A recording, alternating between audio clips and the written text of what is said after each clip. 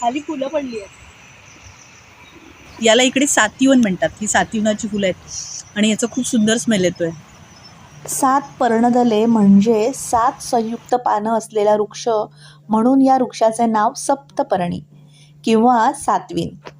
सरळ वाढणारं खोड, लवकर होणारी वाढ आणि फांद्यांची विशिष्ट ठेवण असलेलं हे झाड सदाहरित म्हणजेच वर्षभर हिरवगार राहणारं झाड.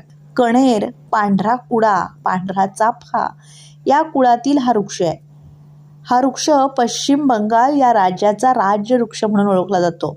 या वृक्षास ऑक्टोबर ते नोव्हेंबर या महिन्यात फुलं येतात. फुले रातराणीसारखी सुवासिक असतात.